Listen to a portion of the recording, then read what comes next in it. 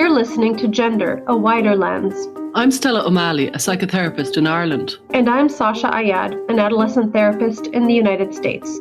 Since 2016, my practice has been exclusively dedicated to gender-questioning teens and families impacted by gender dysphoria. I also work with gender-questioning teenagers, and I facilitated support meetings for families and individuals who've been impacted by gender issues. We're curious about the concept of gender and how it's unfolding in the wider culture. Join us as we look at gender through a wider lens. Hi Stella, how's it going? I'm good. How are you, Sasha? I'm doing well. We have a guest here today, and I'm really excited to introduce Lauren. So Lauren, maybe you could tell our audience a little bit more about yourself and what we hope to discuss today. Hi, I'm so glad to be here. I'm Lauren. I am in my early 30s. I live in a major city in the US, and I've had a very unique experience with gender. I haven't heard a lot of people who've had a similar story as me, and it's something that I think the listeners of this show could maybe benefit from hearing. It's really great to have you. Thank you so much. And Lauren is a pseudonym, so this is not your real name, but hopefully we can tell the listeners a little bit about your story. Maybe we can talk about how we met. You first reached out to me. It was a couple years back. Is that right? Yeah, over 2 years ago, I think. Yeah. So what got you interested? I remember you contacted me and we ended up having several really interesting conversations, but what got you interested in this subject of gender identity? Mm-hmm.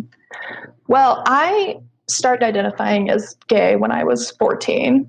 And then I've been involved in the LGBT community my entire adult life. Very active in LGBT groups in college and afterward. And just a couple of years ago, I started noticing a change, particularly in how teenagers who identified as trans or maybe had dysphoria were dealing with the medical system. Like I knew a couple of teenagers who kind of all at once started identifying as trans or non-binary and then kind of got rushed through these medical interventions. And I was kind of confused. I had never seen that before. And so I started researching this issue and I found you. Yeah. So at that point you were in your, late 20s, maybe early 30s, I suppose, late 20s. And I suppose that might have been strikingly different from what you had seen when you were that age, when you were a teenager. Does that sound fair? Completely different. Yeah. And it was different than I had imagined any of this would play out.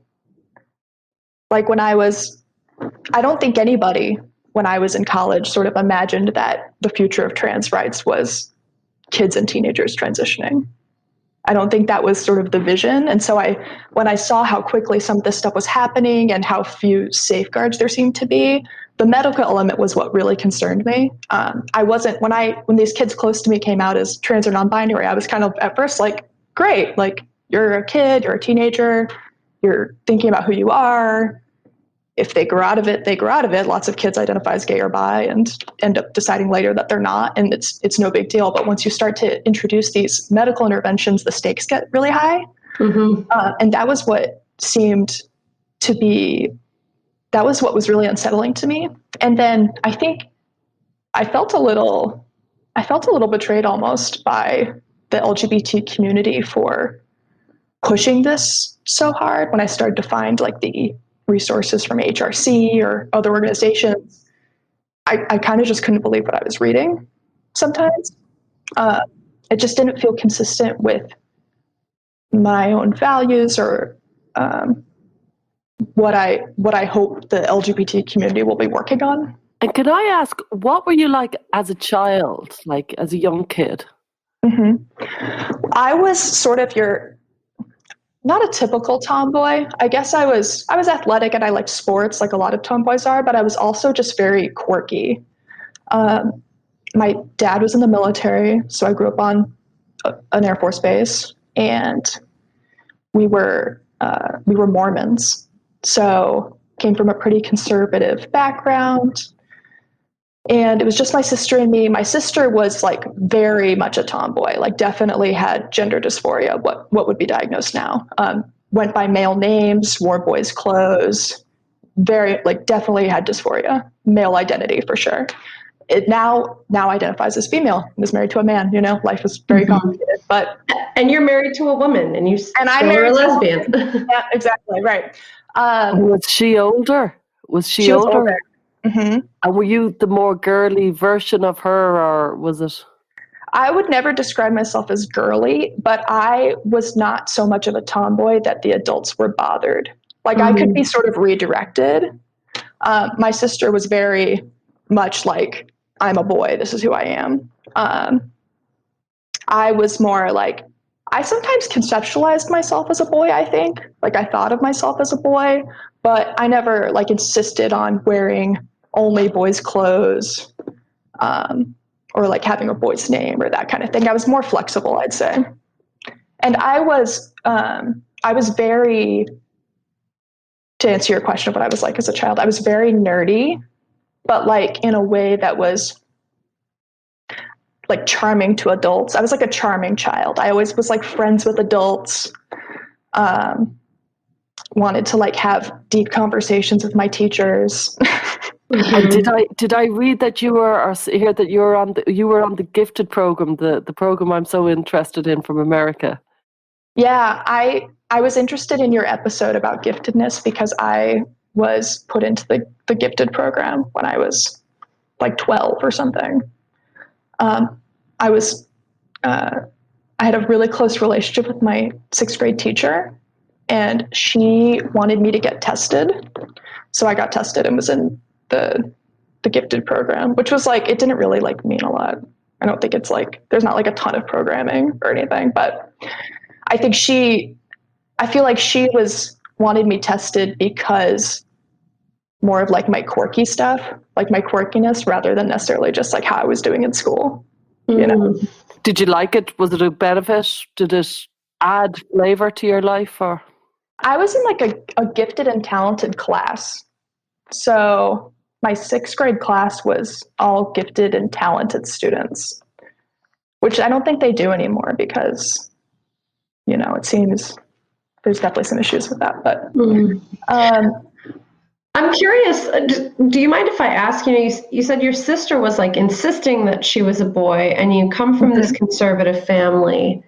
You said your parents could redirect you. So of course my question is, were they attempting to change your sister's presentation or the way she was identifying? I mean, how did your family deal with your sister's gender exploration? There was a lot of conflict and tension around it. There was some anxiety among the adults that she would grow up to be gay, which I was not aware of at the time. People have told me that in hindsight because I ended up being gay, and everyone said it was supposed to be your sister who was gay. My mother especially really could not handle it. There was a lot of tension, lots of anxiety, fighting. And so I think I picked up on that and subtly, subconsciously was aware of the fact that there was a line that we weren't supposed to cross. But that wasn't hard for me to not cross that line. I kind of knew how to be myself without bothering people. My sister also like has some autistic traits, you know, a lot of people in my family do. So she didn't know how to like pick up on the cues to like change her behavior as rapidly. So you've caught us up to like you were kind of tomboyish as a kid. You also had these quirks. You ended up getting tested as gifted. And that was after your 6th grade teacher, encouraged you to get tested. So let's pick it up from there. What happens next in the life of Lauren? Well, I was pretty well liked in school. I had a lot of friends. I was popular. I was also very nerdy. So I liked math and I liked school. I did very well in school.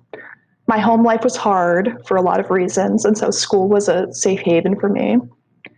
When I was 14, my parents read my diary and discovered that I liked girls. And they had been so worried that my sister would be gay. And then the kid they weren't worried about. I know, it's so bad. Ended up being gay, and they were very upset. And so I sort of became the identified child, right? Mm-hmm. At that point, the identified patient. And I was a really good kid. Like, I really wanted to be good and moral, and I was in this religious community. And so I really struggled with feeling like I was put in the position of being like a rebel. Oh. That hurt for me. Mm-hmm. Because meanwhile, you're one of these kids that the adults all love. You're, wanting to be liked and follow the rules. Mm-hmm. And here you are being classified as the rebel. So I bet that spun you into a little interesting identity situation there. Mm-hmm. Yeah, I spent a lot of my high school years trying to figure out, how do I be gay and Mormon? Can a person be gay and Mormon? And I trying to balance those things, and I ended up deciding that I ended up picking being gay over being Mormon. But I felt like can you be gay and Mormon? I don't know anything about Mormonism. Not really. I mean, they'll excommunicate you if you're like. Do you mind me asking how many years is between you and your sister? Almost 3. Because I've seen that happen before in family dynamics, and it's really hard when it happens. That one kid is the good kid, the other kid is the complicated, difficult kid, and then there's a switch, and it's like, no, right? This is the good kid. You're the and it really is a heavy burden. They were not ready for it at all, especially my mom, because there was all this anxiety about my sister, but I think she felt like I was okay. But then, tricky. Yeah.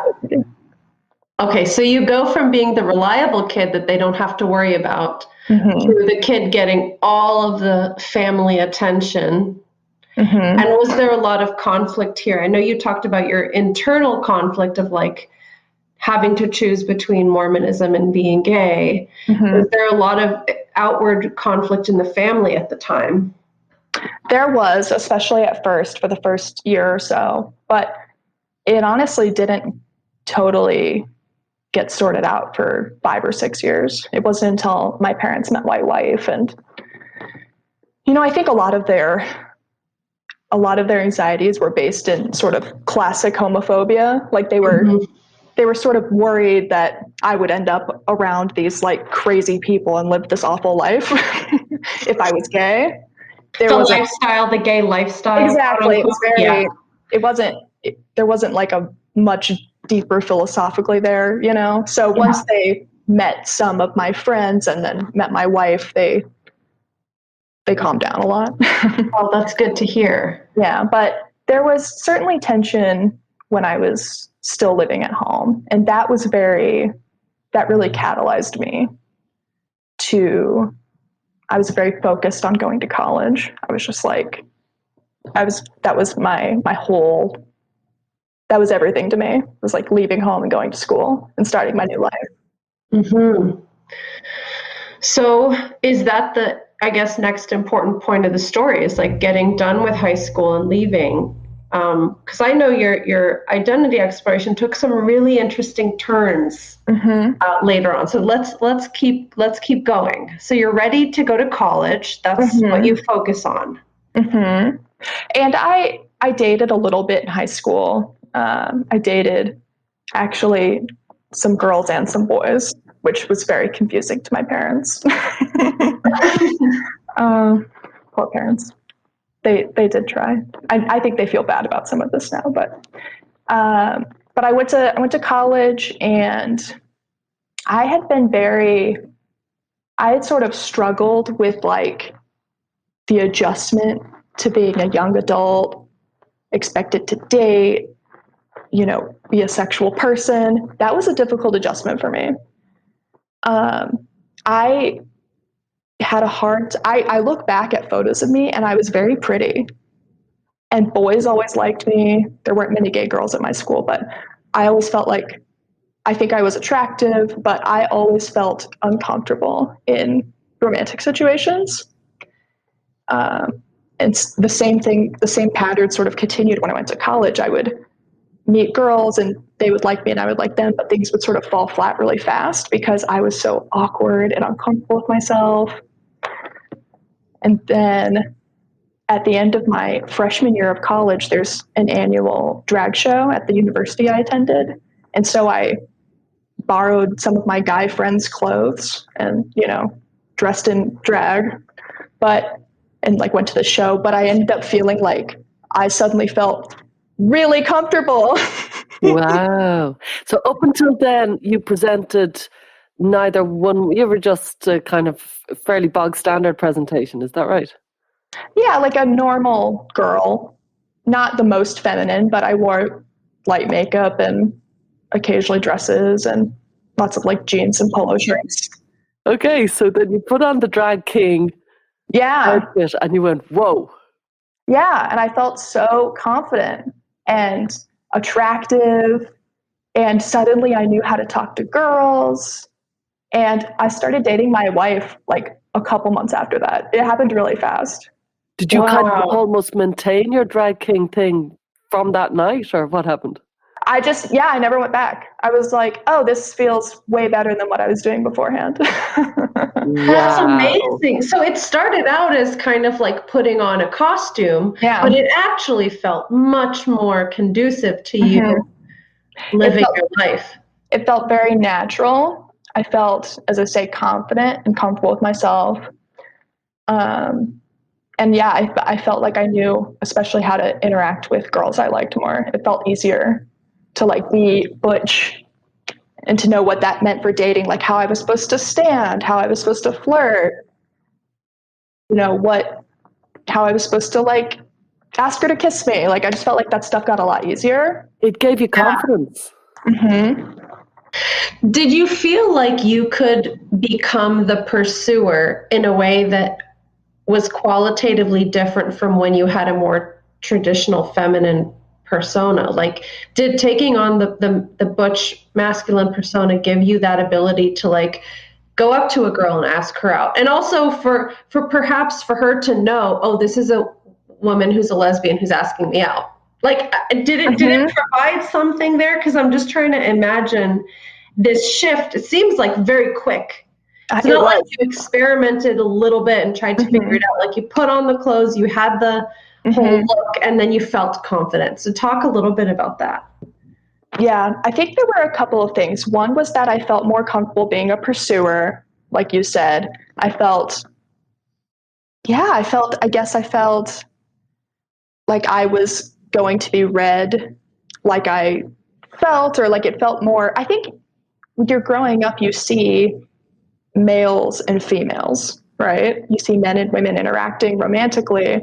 And I think there's something that's challenging about building a model for dating in your head as you're growing up as a lesbian. You're not sure because you don't want to. I felt a lot of anxiety about making my straight friends uncomfortable. I always wanted to be clear that I'm not interested in you, but I'm interested in these other women. And so I found it hard to settle into how to be a friend to my friends, but also be romantic with people I want to be romantic with. Yeah. And I think being butch somehow simplified that for me because I could sort of have, I do feel like I had a little bit of a male persona in my head, and I could sort of live that out. I could sort of live that out. And the other thing for me particularly, I think, is that I never liked women's clothing very much. And I've wondered, since you've been talking about giftedness and autism and all those things, I feel like men's clothing is very simple. The expectations are much lower and simpler. everything you're wearing is like the belt matches the shoes, and then you wear the pants, and then you have this button-down shirt. It was very clear, so I felt more confident in knowing that I looked attractive. Women's clothing there's the makeup and the jewelry, and things aren't even. There's like an imbalance to things. I remember when my husband we had a little girl first, and he got a really funny reputation. He always put on her dresses backwards because the buttons were in the... It's complicated. He could never get it right. He always dressed her crazy. And we'd say, like, what the hell are you doing? And he's like, well, the buttons were in the front. Because buttons were on the front in his world. I get that, though, and I just liked men's clothing better. Yeah. Yeah. It's fairly true, isn't it? Yeah. No, I felt suddenly like it became a lot easier for me to be the person I wanted to be socially. When I started being Butch, I sort of did it overnight. I was like, I'm Butch. And it was great. What'd your parents think of that? Oh, they were so upset about it. I mean, I had already been disappointing them for years, but they were very nervous about it. You know, they had been especially when I dated a boy in high school, they were just really hopeful that I would grow out of being gay, and I just kept not growing out of it. And grew into it. You got a little extra gay. I know, yeah. Mm-hmm. But they couldn't stop me or anything. I think they knew they couldn't, and I was an adult by that point. Mm-hmm. Fair play to you. Did you go home, did you go back, like, voila, here I am, I'm a drag queen? Yeah, I think I cut my hair when I was home for the summer. That was when I did my initial buzz, and I started it with a mohawk. So I had a mohawk for like 3 or 4 days. That certainly upset my mom a little bit. I saw photos, and there was like lovely photos of you as a kid, and then there's a photo of you wearing a prom dress or something. Yeah, can we just talk about that? So, yeah. Lauren has sent us these photos because she said, I would like you guys to see with your own eyes, just kind of the evolution of my identity. So we have the first photo is you must have been at the Grease party. You must have been what, like 7? I was 10. You were 10. Okay. Yeah. And so all the other girls are dressed in poodle skirts from the movie Grease, and here you are wearing a Letterman jacket. I think you have kind of a Punky Brewster look in this image. I might have also had a homemade I Like Ike button because I was very into the presidents. Okay. Like I said, I was a quirky child. But yeah, I definitely liked the Letterman jacket look. I was like, no poodle skirts, not for me. I love your style. It's real, cool, American. So then the next photo is presumably a prom of some sort, and you're in this long lavender dress, very feminine dress with long hair. Mm-hmm. And then the next photo is of you and your wife, and you're standing outside of some really cool rustic cabin-looking thing, and you have your hair buzzed. And you're wearing a collared shirt, and your wife is very lovely. She's embracing you, kind of lost in the moment. And here you're clearly in your Butch persona. Mm-hmm. And then we go on to the next photo. I don't want to spoil it, so we're going to keep going with your kind of timeline here, because the next photo is a really interesting twist.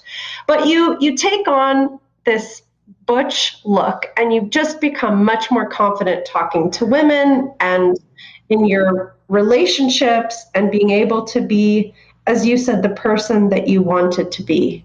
Mm-hmm. And you soon after met your wife, you said. Yeah. I had actually already known her, and we dated a little bit my freshman year, but it fell through because she broke up with me because she was like, I think you're too young. But then I came back to school the next year, and I had this like new look and new sense of confidence, and she got interested again. Wow. But yeah, so I was Butch for like 10 years, and I went to college, went to grad school, started my career, all of that. We got married, just was living life. We were in that period where the gay marriage laws were weird. So we got married like 3 times. What sort of years are we from, let's say, 20 to 30? I suppose, let me think, it would have been 2010 to 20. Is it? Yeah. In and around then. Okay. So we got married in 2012. Okay. So that was before gay marriage was legal nationally. So we had some weird tax situations for a few years. It's kind of funny, but it was really fun watching the gay rights movement sort of expand. And I was very you could ask anybody I know, I was like Miss LGBT. I was very active in the community and loved having gay friends. It was very important to me. Were you an activist? I don't really have an activist personality. I have done my share of canvassing and door knocking, but I'm more of like an Obama liberal. I'm optimistic. I'm not an activistic. I'm optimistic. Yeah. I don't know if that makes sense, but.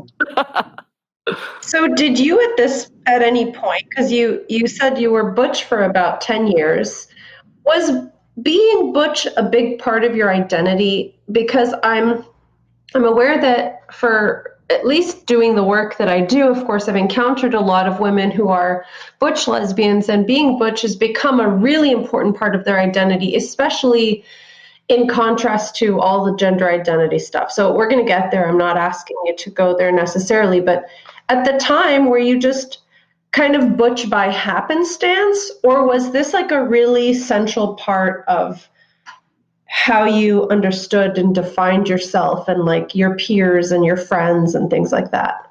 I think it was a pretty big part of how I thought of myself. I felt in community with other Butch women. Like I felt a sense of camaraderie that was important to me. And I think a lot of historically at least, I think a lot of Butch women have kind of conceptualized themselves as almost like a third gender. And I think I felt that way too. I always felt like I could talk about sports with the guys and sort of be one of the guys, or I could sort of like, hang out with the girls and talk about gal stuff. But I think being Butch kind of, it was its own like way of thinking about myself. Like it was like a third gender in my mind. Does that make sense? Mm-hmm. Yeah. And you also, I think, dabbled with identifying as trans at some point. Is that right? Yeah, I guess we missed that part of the story. So back up, I'm in college. I go to this drag show. I start, dressing in men's clothing and being Butch, and I feel like amazing about it. And I'm like, wow, this is so much more comfortable for me. And this is like right at the cusp of when gender identity and trans issues are starting to hit colleges, I'd say. Like 2010? 2008. Okay. Yeah. So pretty early, there's like the first couple of trans guys coming out at my college. And so there's a lot of attention being paid to these trans issues that are so new. And so I went to like a meeting of my college's LGBT group where I think it was like my gender workbook or something. It was like one of the, maybe Kate Bornstein. We like went through that workbook, and the way I interpreted what we were learning was that if you were kind of in the middle of the gender spectrum, you weren't all trucks and cars, and you weren't all dolls and dresses. If you were somewhere in the middle, that meant you were trans. And so I was introduced to this ideology that being gender non-normative in the way that I was meant that I was somewhere on the trans spectrum. People talked about that term was used a lot back then, the trans spectrum. And so I started wondering if I was trans. It was, sort of inevitable, I think, given the context I was in. But I thought hard about it. I bought like a Packy, like the Packers. There was like sort of a process, right? Like I was like, what do you do if you are wondering this about yourself? And I found like the websites that talked about like where you get a binder or whatever. So I kind of like bought this stuff.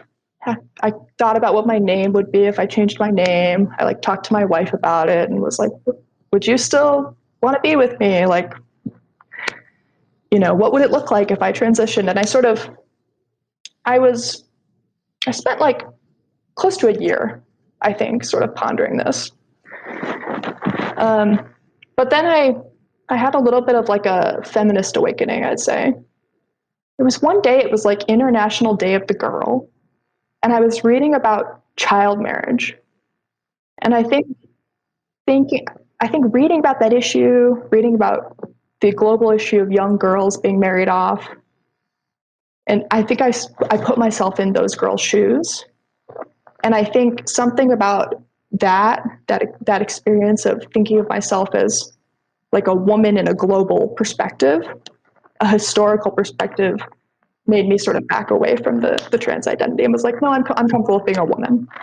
Wow, that's fascinating, because you were already in a loving marriage as a woman. Your wife met you as a woman. Yeah, we were still dating at that point, but yeah. Oh, okay. So you're dating, but she loved you for who you are as you were. Mm-hmm. And you start exploring this identity. And what stops you from going further is actually recognizing that women as a biological sex share this kind of common thread of potential exploitation, oppression, however you want to phrase it. And rather than making you think, okay, I definitely would rather be a trans guy, you thought, no, I'm a woman. Yeah, that's an interesting way to put it, but that was definitely how I experienced it.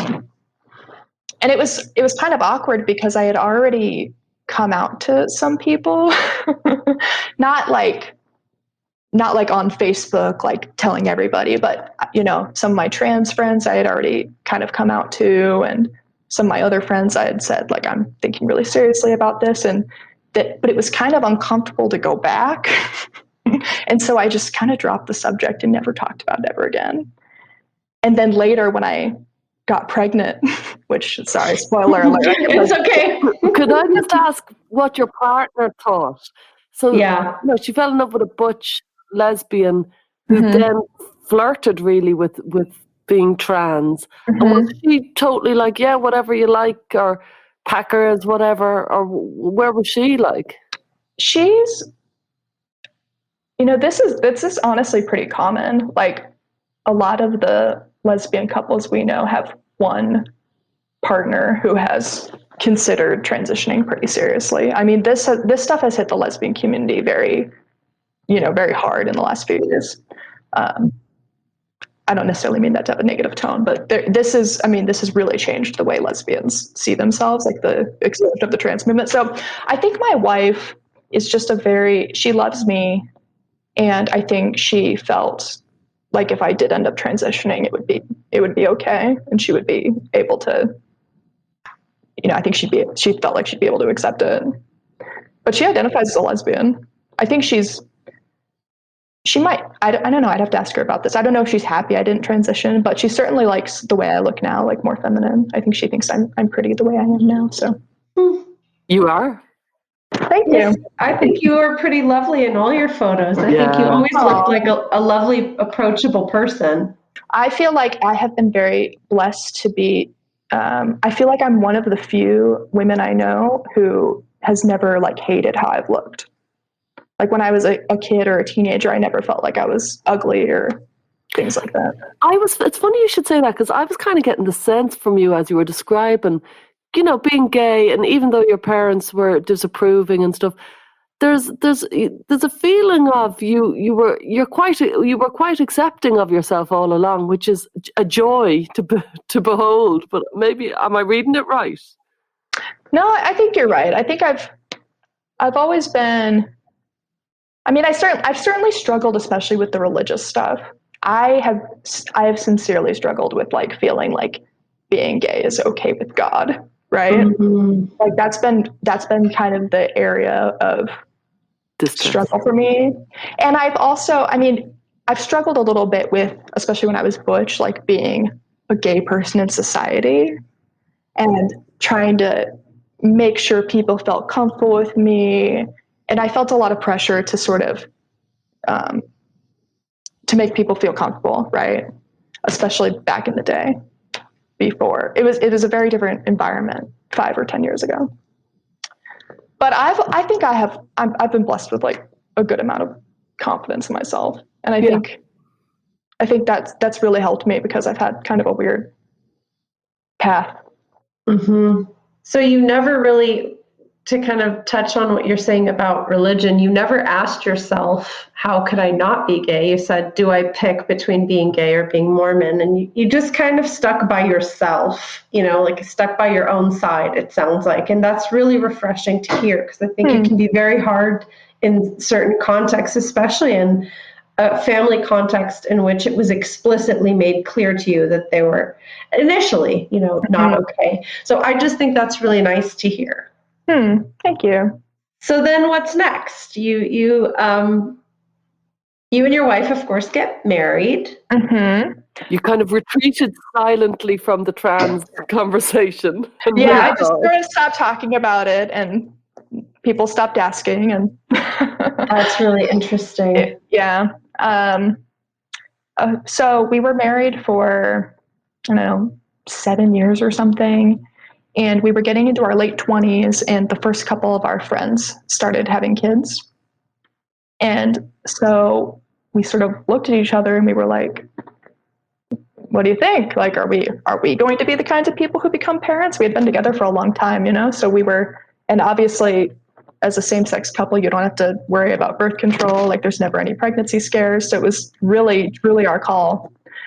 And we decided we did want to have a kid. And my wife was the first candidate because she is the femme one.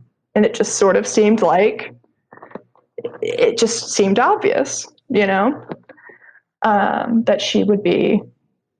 she would carry our baby. But, she had some fertility issues. And so we were in a situation where I started tracking my fertility and realized I would probably be able to get pregnant pretty easily. And so I was in a situation where I was like, I really want a baby. Could I get pregnant like me? Like, I look like a man, butch me, right? Like, what are people going to think? Am I going to look weird, right? All those thoughts. And then I'd never thought of myself, because I sort of, as I say, like, I had this third gender identity, right? But I really wanted to get pregnant, and so I wanted to have a baby. So I was like, yeah, I'll try this. And I can't tell you how many people, when I told them I was pregnant, said, what are you going to wear? I heard it over and over again. Which struck me as so strange, because I was like, I'll just wear the maternity clothes. What do you think I'm going to wear? Like, you need to get a tuxedo, like, tailored for having a belly or something. Right. And a lot of people, very kind people with good intentions would say, I heard of this company that's creating maternity clothes for butch women, and maybe you can get those things. And I remember by that point in my life, I sort of realized I didn't care very much. It was sort of funny. Yeah. Okay. Yeah. Because I'd been butch, and it was a good thing for me. And my whole adult life, I had sort of looked this way. And then when sort of presented with this situation where it would be very hard for me to continue looking the way I did, I realized it was kind of fine with me. So this is interesting, because sometimes I think, well, for some individuals, being butch or being very masculine in demeanor is kind of a lifelong thing. Mm-hmm. And I think for you, what you're describing is like, it just became not that big of a deal anymore. Mm-hmm. I think I had started, a lot of my butch friends had started to transition at that point. And so I think I had already started grieving for the butch community and like butch identity as I had experienced it, if that makes sense. Like I felt like it was already ending, that I would be able to be in this community of people who felt similar to me. And I think in some ways that made it easier for me to make that shift. There's something that feels very sad about that. It's kind of like just a relinquishing this part of lesbian culture that has existed for time immemorial, pretty much. Yeah, that has been very hard for me. It has been. I mean, I feel like I've made my peace with it, but there were a couple of years there, 2014, 2015, when it was like I went from having 10 or 15 butch friends to like 10 or 15 of them transitioned, or at least started identifying as non-binary or got some kind of surgery, like there's different versions of things people did. And I wanted to be supportive because everybody's living their own life. And of course, you don't want people to be living in ways that don't feel right for them. But I also felt like there wasn't a lot of space for like questions about how much of a change this was, or for my own feelings of sadness about it. I sort of felt like I had to just be happy for other people and not feel any sense of loss.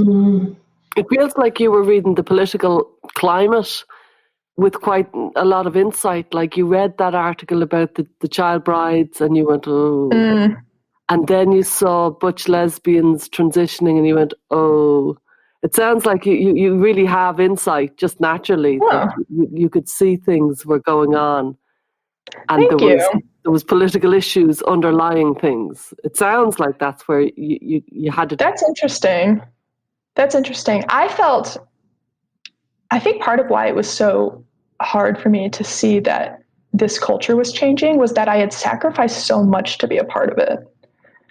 I was raised with the expectation that I would grow up to be a Mormon woman with a husband and kids and everything that went with it. And I felt like I had built my whole life around being a gay person in a gay community, right? Like a lesbian woman in a lesbian community. And then I felt like, I mean, it was true, like it just changed so quickly around me.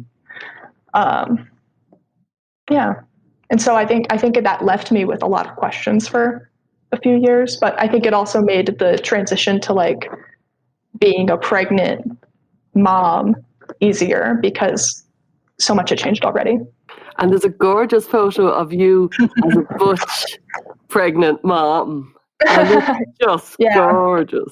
Oh, thank you. Yeah, I loved being pregnant. I was so lucky. I had a really good pregnancy and I thought it was so fun.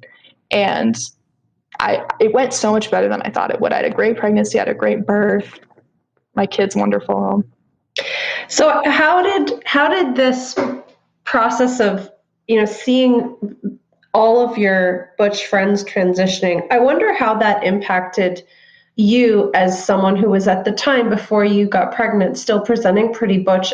Was there a lot more people asking you questions about your pronouns or assuming that you were non-binary or trans? Like, I'm wondering if that was happening, if that had anything to do with your decision to just like, I'm just going to let my hair grow out. I'm just going to not make, not make my presentation such a big deal. Can you talk a little bit about if that was your experience?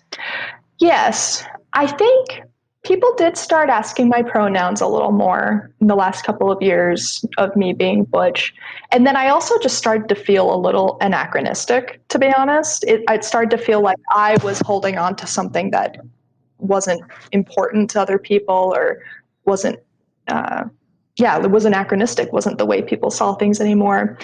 But then something that was interesting for me was the bathroom bill era. So remember the first conversations around bathroom bills in North Carolina, I remember there being a lot of conversation around trans people in bathrooms. And it was so funny because I had had problems in bathrooms for years. I mean, as a butch woman, I got harassed pretty often. Like, it's not easy being a masculine woman. Sometimes people were just a little awkward, which is fine, but over and over again, that can be a little tiring. Tedious. But sometimes people were hostile. And then there was one time I was followed by somebody who was shouting slurs at me for like a few blocks. And I was just like, it was like the middle of the day. I was talking on the phone, and this guy just like decided he didn't like the look of me, and he followed me for 15 minutes. It was scary. Oh, wow. That is terrifying. And there was another time my wife and I were walking down the street, and someone yelled at us, "Fags and lesbians are better off dead," which is such a specific, horrible thing. Like, I was just like, where did that come from? So Wow. I think, but that had been kind of part of my life for a long time. But I think as I got older, I don't know if I'm answering your question well, as I got older, that started to bother me more. And especially once I realized I was going to be a parent and I was going to have this child, I really wanted to protect my kid. I didn't want there to be any chance that my kid would be treated that way, or like I would be treated that way around them. And so I know that's not like the nicest story, but that was also appealing to me too, about when I realized that I felt okay just in women's clothing. I was kind of like, well, maybe this is for the best. Well, because when you were younger, you felt genuinely not okay in women's clothing. Yeah, exactly. And then having that experimentation with the drag king thing clarified that for you. And then maybe as you got older, you just became more comfortable as a person. You're in this, by that point that you were getting pregnant, you're in this long-standing marriage with a woman you've been stable with. So maybe you also just felt more confident in who you were. I think I did need that like swagger, like that the Butch identity seemed to have given you initially. Do you think that's part of it? I think that's exactly what happened. And I think it had served its purpose for me at that point. Like you were saying, some people sort of have this lifelong experience of experiencing themselves as masculine. And I think I'm more in the middle, I guess. I'm in the middle, and also I fluctuate, I guess. I'm very flexible. I was like that as a kid, right? My sister was very persistent about her cross-gender identity, and I could sort of like take it on or put it off. So I think that having this Butch persona, it served me so well, and it did so much for me. But at a certain point, I didn't need it anymore. Not like it was wrong or bad, but like it wasn't as important to me. And was that certain point around about when you were pregnant? Yeah. So once I got pregnant, there became a certain point when I just couldn't wear my clothes anymore.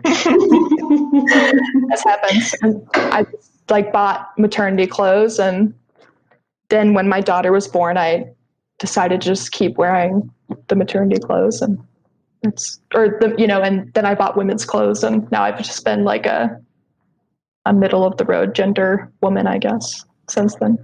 Yeah. What was it like having your daughter? How did that impact you? It's been the best choice I've ever made. It's the best thing I've ever done. I absolutely love being a mom. And I did not babysit. I was not one of those girls who was like, knew I wanted to be a mom. That was, I was academic, and I was into my nerdy interests, and I still am. But I was surprised at how easy it felt to be a mom.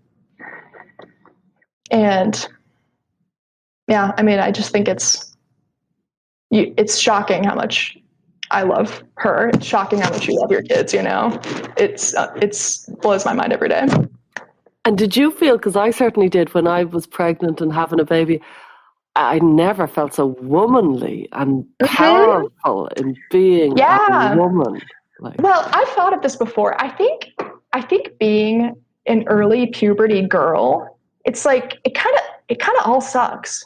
right? Yeah. At least for me, I was into sports and I played on a co-ed basketball team. And there was this year where suddenly I was no longer a starter and all the boys were way better at basketball than me. And I was like, this is bullshit. This sucks. And, I wasn't very, I didn't really want boys to like me. So like getting boobs wasn't exciting and getting a period sucks. Like I think it was hard for me to like see what was good about being a girl when I was a teenager. But then as a late 20s woman who's like pregnant and like I'm gestating this beautiful baby in my belly and she's moving and then giving birth, like I just think it was the most amazing experience. And I felt so pretty. I felt beautiful. It was such a cool experience. And I just it had never been on my radar that would be something that I would experience, I felt beautiful as well when I was pregnant. Just beautiful, and powerful. And I kind of, like, this sounds ridiculous, but I really felt it and I still do. I can see why men go to war. We're having babies. We're doing something so big and powerful. Right. I know that sounds mad, but I kind of got it. Like, we were busy making babies. Like, I never respected women more than when I went through that experience. Not because women who don't choose to have babies aren't as impressive as well, but I think maybe I was like a tiny misogynist or something, but when I was growing up, I remember just feeling like it's too bad that there's nothing. I remember thinking it was objectively true that men were better than women because they're physically stronger. And I was like, this is unavoidable. Like, I think we're good too, but they're obviously better. Yeah. That's exactly how I felt. And then, whoa! Right. And then when I was pregnant, I was like, oh, this is really cool. This is really cool. And I think it just gave me an appreciation for the fact that I was a woman and it just made me feel really confident in myself in a new way. There's one thing that's coming to me, though, that you got a euphoria, you got an extraordinary shot of fabulous confidence when you went butch as such. And then it feels like you kind of just slid into being feminine out of, this doesn't really matter anymore. Yeah, that's true. I still feel like maybe, like if I had to pick which one felt more natural or easy, it would probably be butch. Like I think I feel a little more natural as like a butch woman than I do now, but the difference isn't so stark that it's a big deal. Because I would see you as very feminine looking. Oh, thank you. By the way.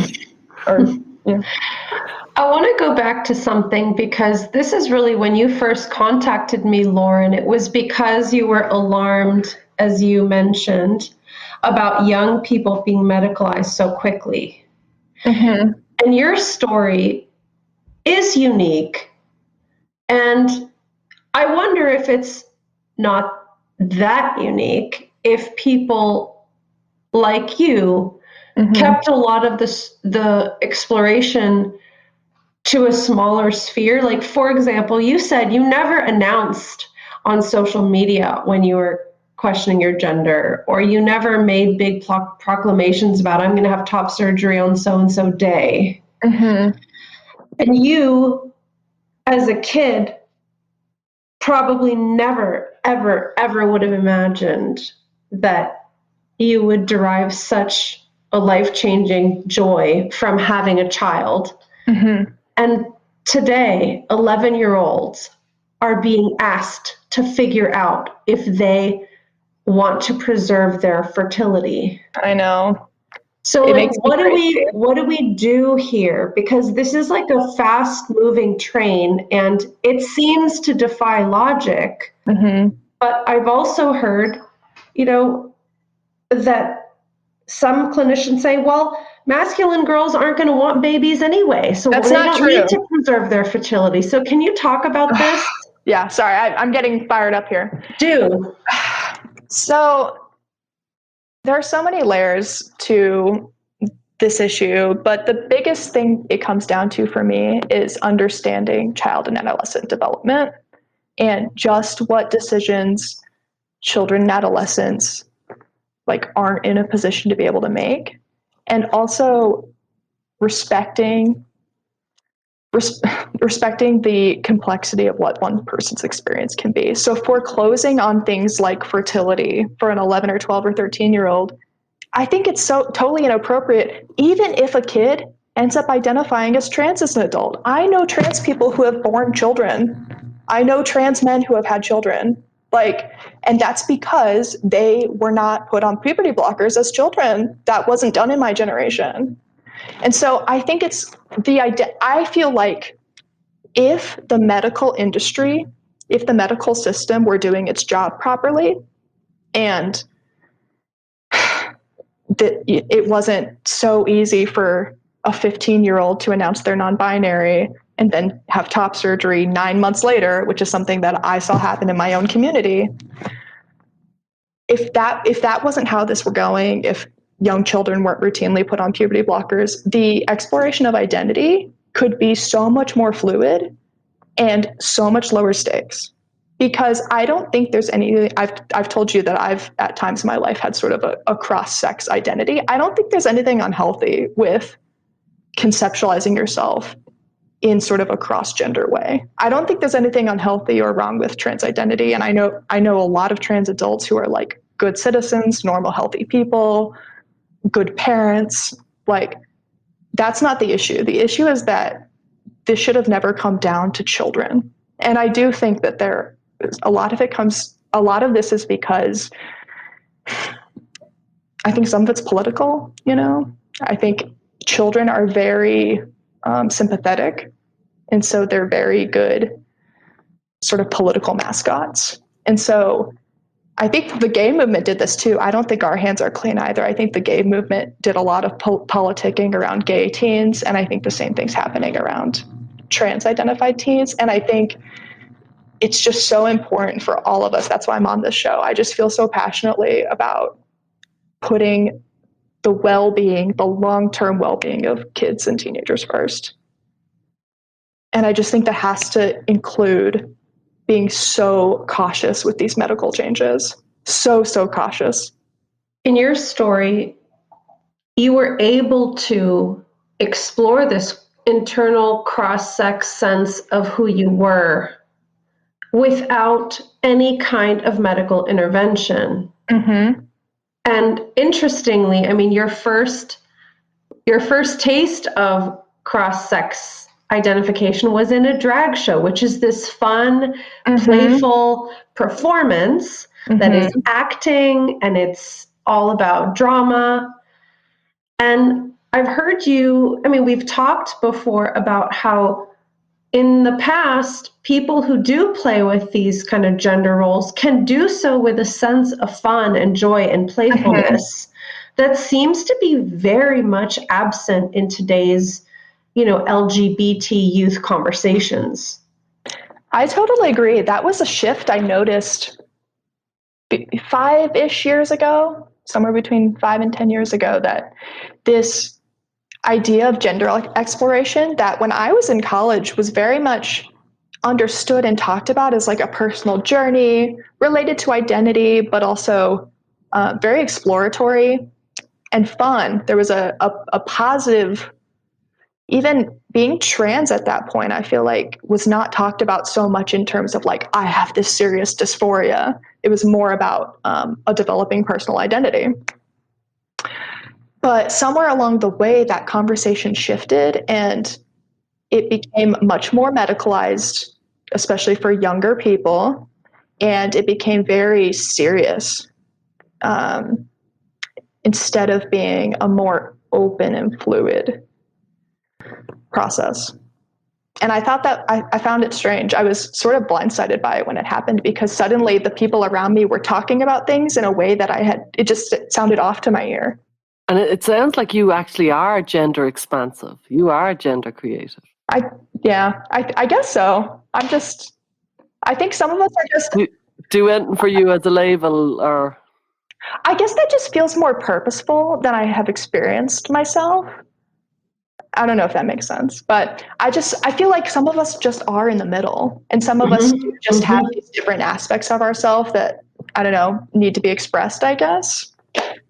And I kind of hear an underlying, almost a plea for can we be more playful and joyful about our gender? Amen. I think if there have always been, I know because I grew up with a sister who was dysphoric in kind of this classic way that we're talking about right now, where it was for her, it was a very serious thing and there was some distress involved. So I know firsthand that that's a reality, but I think a lot of the kids and teenagers that I know who have trans or non-binary identities these days, like, this could be much more fluid for them than it is.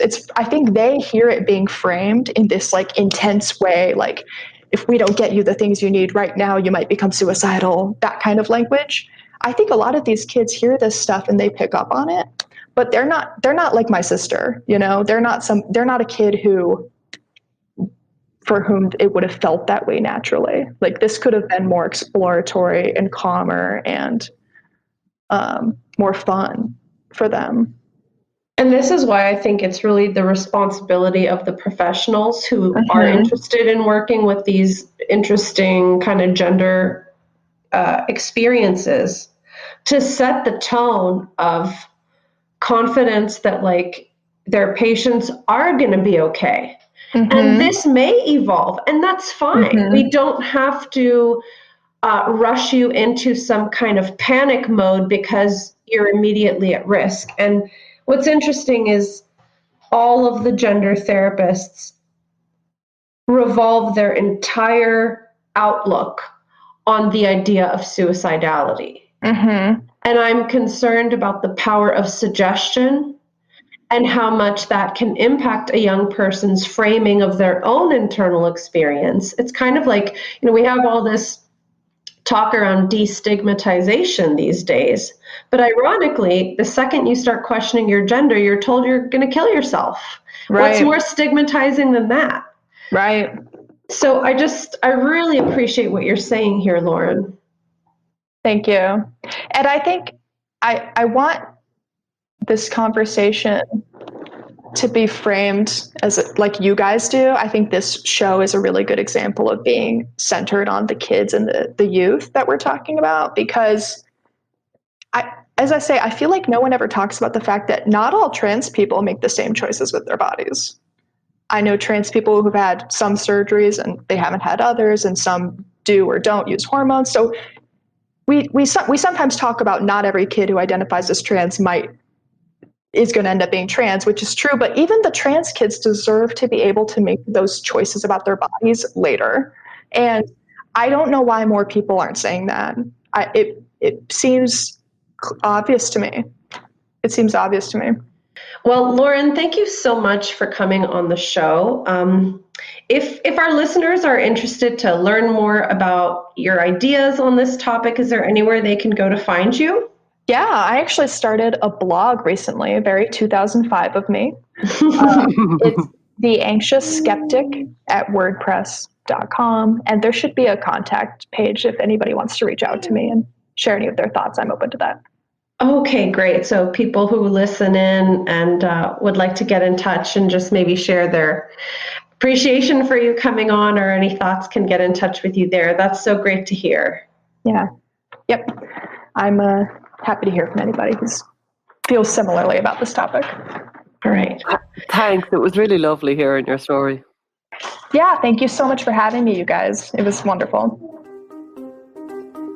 Thanks for joining us this week on Gender, A Wider Lens. This podcast is partially sponsored by RIME, Rethink Identity Medicine Ethics. RIME is a nonprofit organization dedicated to improving the long-term care for gender-variant individuals. Visit rethinkime.org to learn more. If you found value in our show, please review us on iTunes and subscribe so you never miss an episode. And you can follow us on Twitter, Facebook, or Instagram. Just go to our Linktree. That's linktr.ee/widerlenspod. Our discussions are for educational purposes only and are not intended as a substitute for mental health services.